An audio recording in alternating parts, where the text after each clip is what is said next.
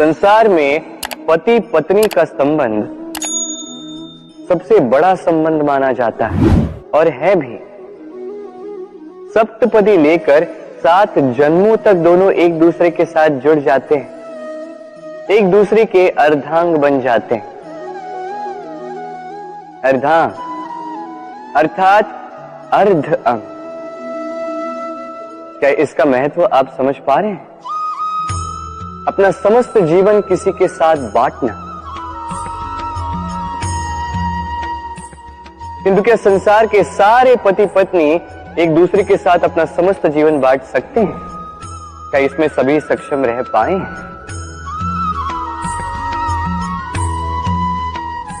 अपना जीवन किसी और के साथ बांटने के लिए सबसे महत्वपूर्ण बात है स्वीकृति, स्वीकार करना।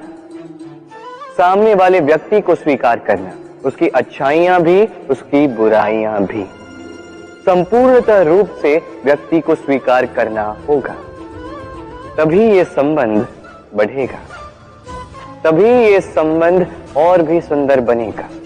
एक दूसरे के दोष ढूंढना, उन्हें गिनाना, ये केवल और केवल एक ही कार्य करता है, इस संबंध के जीवन का नाश करता है। बस बदले में होना ये चाहिए, एक दूसरे के दोष समझकर उन्हें आभास करवाए बिना उन्हें सुधार देना चाहिए, उनकी कमियों को उनकी शक्ति बना देनी चाहिए। यही तो होता है दाम्पत्य, यही होता है बुराइयों का दमन और यही होता है गुणों का उदय। हर संबंध की नींव विश्वास होता है।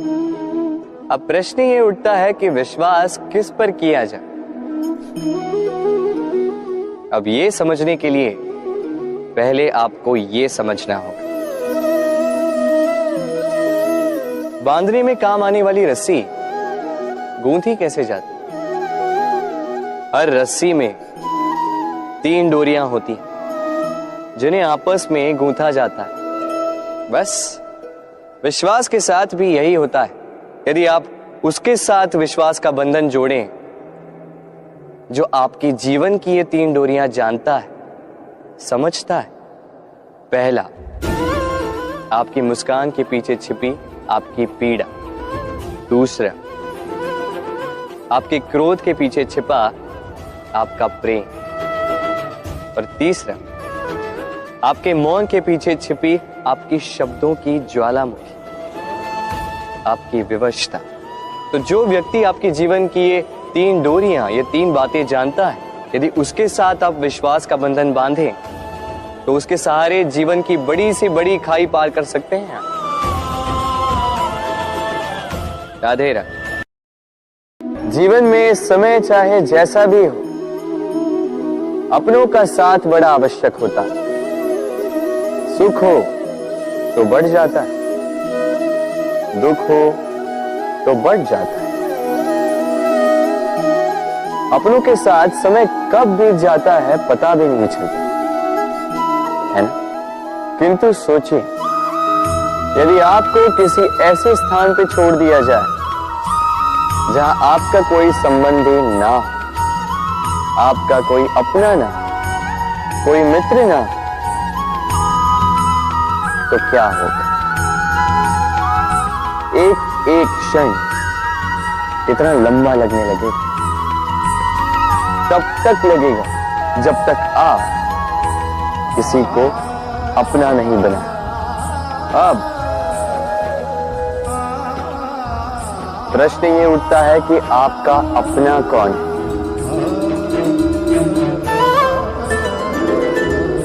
वो संबंधी जिनके साथ आप रक्त से जुड़े हैं, या वो मित्र जिनके साथ आप बालपन से पले बढ़े हैं, या वो सहकर्मी जिनके साथ आप काम करते हैं? नहीं, अपना वो जो विपत्ति में काम आए। अपनों की परख समय की कसौटी पर की जाती है। स्मरण रखिएगा, अपनों के साथ समय का पता नहीं चलता, किंतु समय के साथ अपनों का पता अवश्य चलता है। तो प्रेम से बोलो राधे राधे।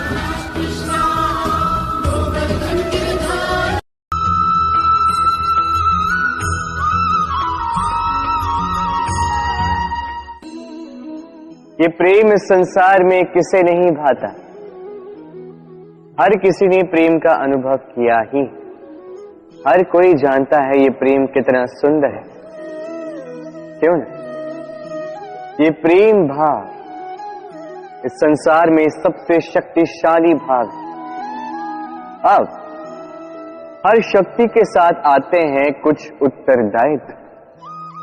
अब जैसे ही ये उत्तरदायित्व हमारे जीवन में आते हैं, हम सर्वप्रथम प्रेम को भूल जाते हैं। फिर हमें ये प्रेम, ये बोझ लगने लगता है। किंतु इस संसार का सत्य तो यही, हर प्रसन्नता के साथ उत्तरदायित्व आएंगे जिसका पालन हमें करना ही होगा। अब यदि मैं आपको उदाहरण दूं, आपके बगीचे में आप चाहते हैं कि एक सुंदर सा पुष्पों से भरा हुआ वृक्ष आए, तो सर्वप्रथम उसके लिए आपको जल और धूप का आयोजन करना होगा। उसके जड़ों पर दीमक ना लगे, ये आपको सुनिश्चित करना होगा। उसके आसपास उगी खरपतवार, वो आपको हटानी होगी। उसी के पश्चात तो आपके उस बगीचे में वो सुंदर पुष्पों से भरा वृक्ष आएगा। क्यों? इसी प्रकार होता है प्रेम भी। सर्वप्रथम आपको इसमें समर्पण का खाद जल डालना होगा। अविश्वास और संदेह, इसकी खरपतवार आपको हटानी होगी। और विश्वास की ये जड़ें कभी ना दुर्बल पड़े, ये आपको सुनिश्चित करना होगा। उसी के पश्चात प्रेम का वास्तविक सुख आप अनुभव कर पाएं। राधे राधे। मनुष्य के सारे संबंधों का आधार है अपेक्षा। पति कैसा हो जो मेरा जीवन सुख और सुविधा से भर दे, पत्नी कैसी हो जो सदैव मेरे प्रति समर्पित रहे, संतान कैसी हो जो मेरी सेवा करे, मेरा आदेश माने।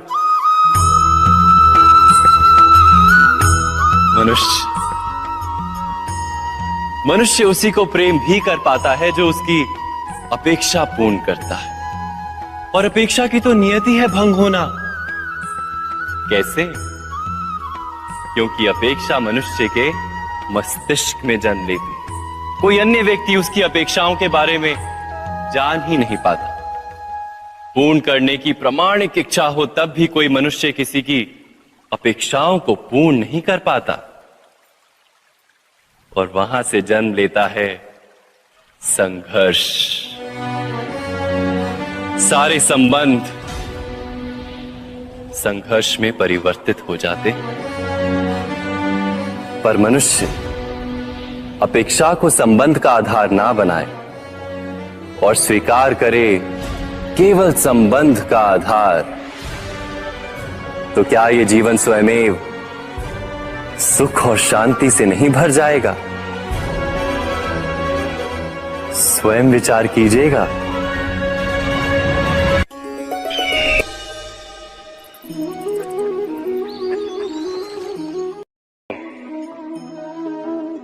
ये प्रेम मनुष्य से क्या नहीं करवा सकता, बड़े से बड़ा कार्य करवा सकता है, बड़े से बड़ी बाधा पार करवा सकता है। चाहे तो मरुस्थल में कुआं खुदवा सकता है, पर्वत लंघवा सकता है, हर असंभव कार्य संभव करवा सकता है। किंतु यदि मैं ये कहूं कि प्रेम आपसे ढोंग भी करवा सकता है, तो क्या आपको उचित लगेगा? क्या आपको लगेगा कि ऐसा हो सकता है? अवश्य हो सकता है। जैसे मैं ढोंग कर रहा हूं इस समय अपनी राधा के लिए, अपनी प्रेम के लिए। मैं राधा से अनंत प्रेम करता हूं, निस्वार्थ प्रेम करता हूं, किंतु फिर भी मुझे स्वयं को एक छलिया, स्वार्थी, लालची दिखाना पड़ रहा है। ये ढोंग मुझे करना पड़ रहा है। अपने प्रेम के लिए। अब आप कहेंगे कि क्यों कृष्ण, ये सब करने की क्या आवश्यकता है? क्या राधा से विवाह करके तुम संतोष की सांस नहीं ले सकते? अवश्य ले सकता। राधा से विवाह करके मैं बहुत प्रसन्न रहूंगा, किंतु मैं जानता हूं कि मेरी राधा प्रसन्न नहीं रह पाएगी, क्योंकि यदि यह विवाह हुआ तो उसके माता पिता, उसके परिवार को बरसाना त्यागना होगा। राधा के मन पर एक कभी न भरने वाला घाव लग जाएगा। दुख उसको छूटता रहेगा, वो ये जानती रहेगी, स्मरण करती रहेगी कि उसके कारण उसके माता पिता को इतने कष्ट भोगने पड़ रहे हैं। अब राधा की पीड़ा की नींव पर कृष्ण संतोष का भवन भला कैसे बांध सकते हैं? क्योंकि जिनसे आप प्रेम करते हैं केवल उनकी भावनाएं नहीं, आपका प्रेम ही जिनसे प्रेम करता है उनकी भावनाओं का भी ध्यान रखना आपका कर्तव्य है। और कभी कभी अपने प्रेम को ऊंचा उठते हुए देखने के लिए आपको स्वयं को गिरते हुए दिखाना होगा। यही कुछ कार्य है जो आपको अपने प्रेम के लिए करने पड़ते हैं। हम कई लोगों से मिलते हैं, कई लोगों से वार्तालाप होती, कई लोग प्रसन्न प्रतीत होते हैं तो कई लोग चिंतित प्रतीत होते हैं। किंतु यदि आप ये समझने का प्रयास करें कि कौन अधिकतर प्रसन्न रहता है, कौन अधिकतर चिंतित रहता है, तो आप ये पाएंगे कि वृद्ध और युवक अधिकतर समय चिंता में रहते हैं। दूसरी ओर बालक सदा प्रसन्न रहता है, चिंता की एक रेखा तक नहीं। कारण क्या? अब आप कहेंगे सीधी सी बात है, बालक में इतनी समझ ही कहां होती है कि वो जीवन की समस्याओं को समझ पाए, कठिनाइयों को समझ पाए, दायित्व समझ पाए। बात ये है ही नहीं। वृद्ध के विषय में यदि हम बात करें तो वृद्ध अपने बीते हुए समय के विषय में सोच सोच के दुखी हो जाता है। युवक अपने भविष्य के विषय में सोच सोच के चिंता में रहता है आज। किंतु बालक केवल वर्तमान में जीता है और इसीलिए प्रसन्न रहता है। देखिए, बात बड़ी ही सरल है। आप भूतकाल को नहीं बदल सकते।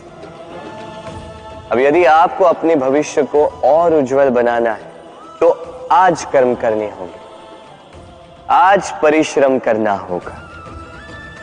तो भूल जाइए ना भूतकाल और भविष्य की चिंता को, वर्तमान का आनंद लीजिए, क्योंकि यही वर्तमान आपका भविष्य उज्जवल भी बना सकता है। यही वर्तमान आने वाले समय में आपका वो भूतकाल बन सकता है जिस पर आपको गर्व होगा।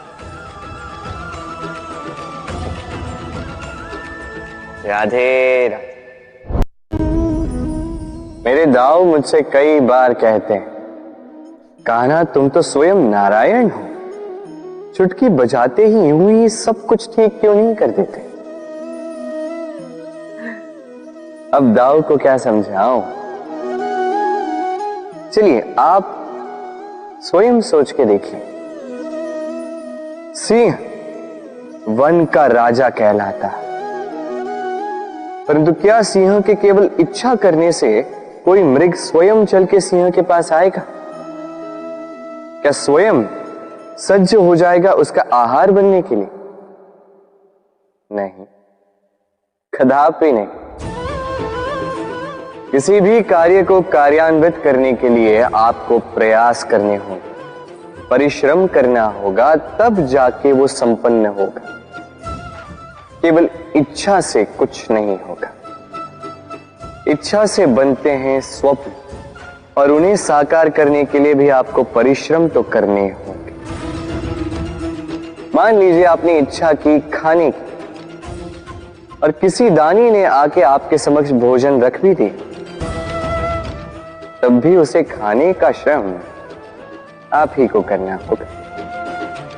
यदि प्रेम की इच्छा भी करो तो निस्वार्थ निश्चल भाव से प्रेम करें। देखिए, आप स्वप्न में तो उड़ सकते हैं, किंतु आपको जीना तो धरातल पर ही पड़ेगा। और यदि धरातल पर आप आगे बढ़ना चाहते हैं तो धरती को पैरों से पीछे ढकेलना ही पड़ेगा। राधे राधे। कस्तूरी उसे धारण करने वाले मृग की नाभि में होती, किंतु वो मृग उस कस्तूरी की सुगंध को लेकर उसे पाने के लिए यहां वहां भटकता फिरता। वो मृग उस कस्तूरी को पा अवश्य सकता है यदि वो स्वयं के भीतर झांक के देखे। अब देखिए ना, सुर बांसुरी के भीतर ही होते हैं, बस आवश्यकता है तो उसे खोजने के प्रयास की, अविरत चेष्टा। ठीक इसी प्रकार होती है हमारी शक्ति जो हमारे भीतर छिपी। सोचिए, जब परमात्मा स्वयं हमारे भीतर है तो हम उन्हें बाहर क्यों ढूंढें? हम स्वयं के भीतर तब झांकते हैं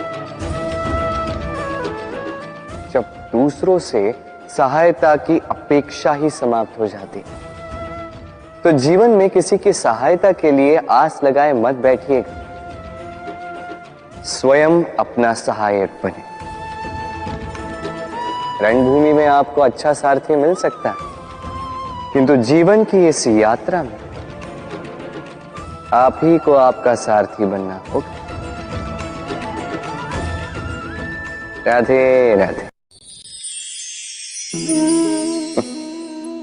राधा के साथ जब मैंने पुष्पों की होली खेली थी तो आनंद कुछ और ही था। पुष्प यानी फूल उन पर बरसाए जाते हैं जो विजयी होकर लौटते हैं, जिनके कदम शुभ होते हैं, जो पावन होते हैं। अब जो प्रेमी अपनी प्रेमी का हृदय जीत ले, उससे बड़ा बलि कौन? जो अपने आगमन से हमारे जीवन की धारा बदल डाले, उससे अधिक शुभ कौन? अब जो आकर हमारी मन की पीड़ाओं को निकालकर उसमें प्रेम के रंग भर दे, तो उससे अधिक पावन कौन?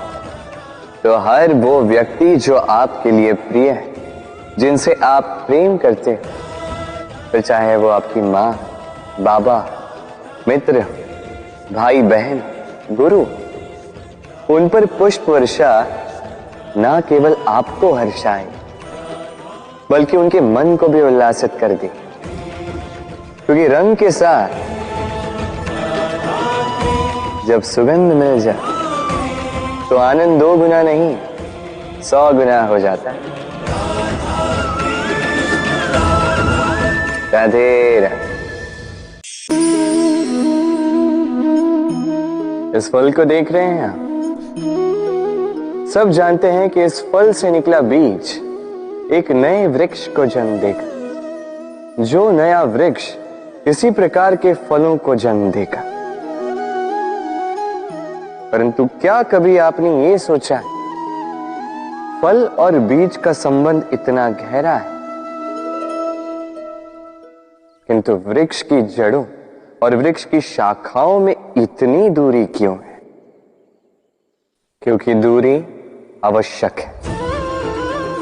यदि आप किसी को अपने साथ सदा सदा के लिए रखना चाहते हैं तो उनसे दूरी समय समय पर आवश्यक है, क्योंकि ये दूरी ही है जिसके कारण आपको आपके साथी के महत्व के विषय में ज्ञात होता है। ये दूरी ही है जिससे आपको और प्रेरणा मिलती है कि उनसे फिर से मिले। इसलिए स्मरण रखिएगा, दूरियां कदापि बुरी नहीं होती।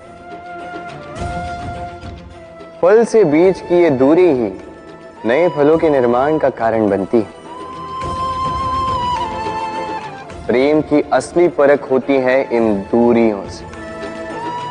तो दूरियों से भी प्रेम करें और प्रेम से कहें, राधे।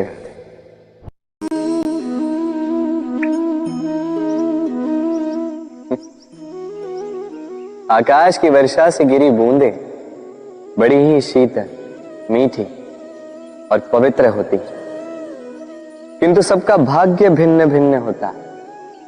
अब देखिए ना, यदि कोई बूंद केले के पत्ते पे गिर जाए तो ओस बनकर ठहर जाती, प्रकृति की सुंदरता बढ़ाती, जीवों की प्यास बुझाती।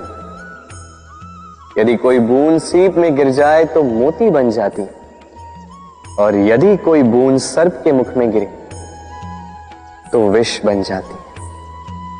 अब सबकी उत्पत्ति एक है किंतु गुण भिन्न भिन्न है।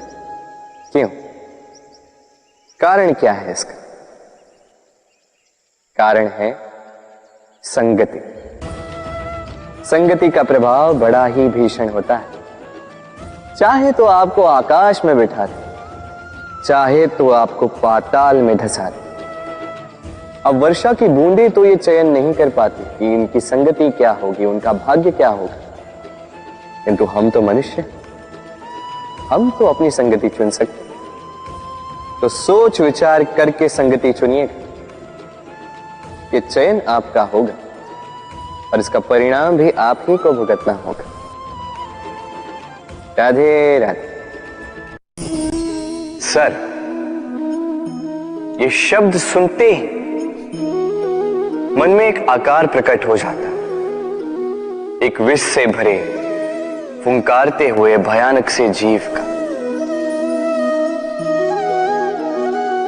यदि ये सर्प किसी के घर पे मिल जाए तो कोलाहल मच जाता, लोग सुरक्षा का प्रबंध करते हैं, भीड़ इकट्ठा हो जाती है उस सर्प के प्राण लेने के लिए। किंतु यदि वही सर्प किसी मंदिर में पाया जाए तो क्या होता? लोग उस सर्प के समक्ष अपना शीश झुकाते हैं, प्रार्थना करते हैं, हाथ जोड़ते हैं, दूध पिलाते हैं, स्वयं शिव जी का आशीर्वाद मानते हैं। अब इस विषय में आपके क्या विचार हैं? सोचिए, मनुष्य भी वही था, सर्प भी वही था, फिर परिस्थितियों में इतना अंतर क्यों? कहीं कोई सर्प के प्राण ले रहा है तो कहीं उसी सर्प की पूजा कर रहा है। अंतर का कारण है संगति और स्थान। जब वो सर्प शिवजी की संगति में था, मंदिर के पवित्र वातावरण में था, तब वो हमारे लिए देवतुल्य हो गया, अन्यथा तो वो हमारे लिए शत्रु ही था, है ना? तो अपने जीवन में संगति और स्थान का चयन सोच समझ कर कीजिएगा, क्योंकि ये संसार आपके व्यक्तित्व का ज्ञान आपके संगति से ही करता है। और हां, यहां बात धनी या निर्धन की नहीं है, यहां बात है संस्कारी और सदाचारी के साथ की। सदाचारी का साथ सदैव सम्मान का कारण बनता है। राधे राधे। संसार में ज्ञानी कौन है? वो जो वेदों का अर्थ समझता है, या वो जिसने जन्म और मृत्यु का रहस्य ज्ञात कर लिया, या वो जो 64 कलाओं में निपुण?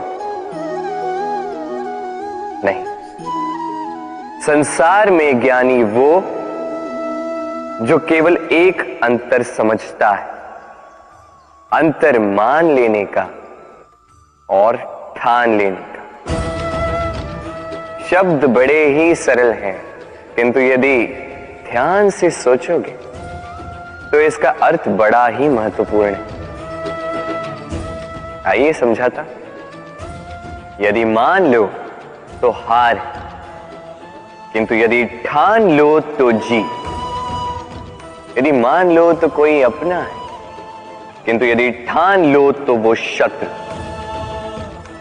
मान लो तो भगवान है, यदि ठान लो तो वो केवल एक पत्थर। बस इस अंतर को समझ लीजिए। संसार की हर वस्तु आपके समक्ष होगी। राधे राधे। दृष्टि प्रकृति द्वारा दी गई मनुष्य को सबसे बड़ी भेंट। वो दृष्टि जिसके कारण मनुष्य इस संसार को देख पाता है, अपने मार्ग को देख पाता है। किंतु संसार में दृष्टि पाकर भी सभी महान नहीं बन जाते, प्रसन्न नहीं हो पाते। प्रसन्न केवल वो होते हैं जिनका दृष्टिकोण शुभ होता है। अब जो गुलाब में कांटे ढूंढते हैं, वो अवश्य ही अपने हाथों को उन कांटों से घायल कर जाते हैं, क्योंकि उनकी दृष्टि केवल कांटों तक ही सीमित रहती है। किंतु सुगंधी बनाने वाले पंखुड़ियों को तो ढूंढ ही लेते हैं। क्यों? अब देखिए ना, जो अंधकार में प्रकाश पाना चाहते हैं, उन्हें दीपक भी सूर्य की भांति लगे। किंतु जो कमियां निकालना चाहते हैं, उन्हें दीपक के तल में भी अंधकार छिपा मिले। जो प्रेम पाना चाहते हैं, वो परायों में भी स्नेह ढूंढ ही लेंगे। अन्यथा किसी को पाकर भी उनसे अनजान रहने वालों की कमी नहीं। दृष्टि हमें दिखाती है, किंतु दृष्टिकोण हमें वो दिखाता है जो हम देखना चाहते हैं। जो आपकी सोच होगी वही सच बनकर आपके समक्ष आए। इसलिए आपके विचार शुभ रखिए और प्रेम से कहिए। राधे राधे।